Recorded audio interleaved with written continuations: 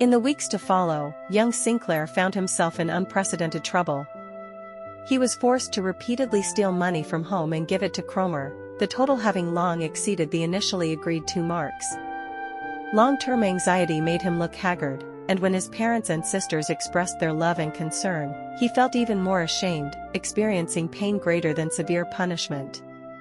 In despair, he felt the dark, dangerous world outside his home drawing nearer. Fortunately, it was at this time that he met his savior, Demian. Demian was a new transfer student. He and his mother had just moved into the small town, sparking much local gossip.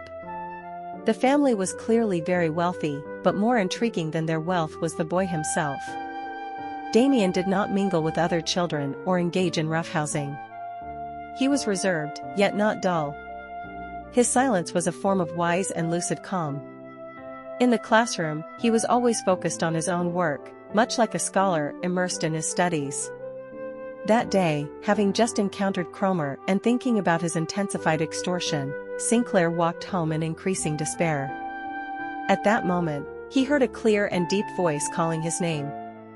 Turning around, he saw Demian. Before Sinclair could explain anything, Demian had already seen through his plight. He said to Sinclair, "You are fearing some people, some things, but there is absolutely no need. One should never fear others.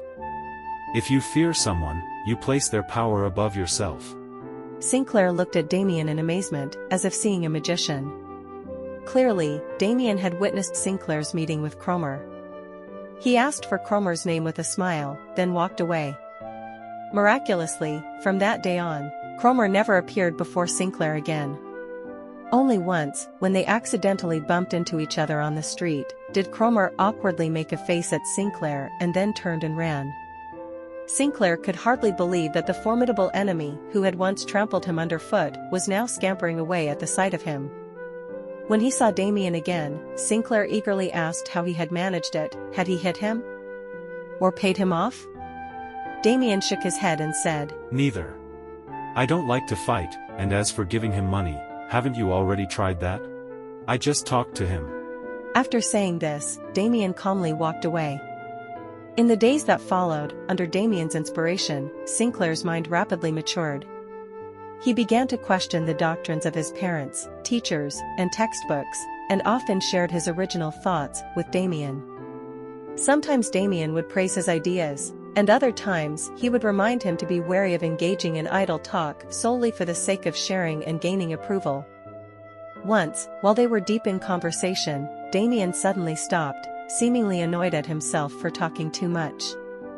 He told Sinclair, "Speaking cleverly is pointless. It only distances one from oneself, and to distance oneself is a sin. One must, like a turtle, retreat entirely into one's own world." In the next class, there was a moment when Sinclair suddenly felt as if Demian's seat beside him was empty.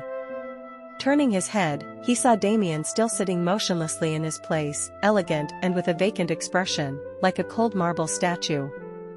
Only after the class did Demian's face regain its color.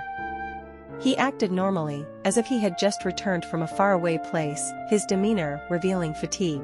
Many years later, Sinclair would understand that this was what Demian referred to as retreating into his own world like a turtle, deeply diving into his spiritual depths to the point that his presence in reality seemed faint.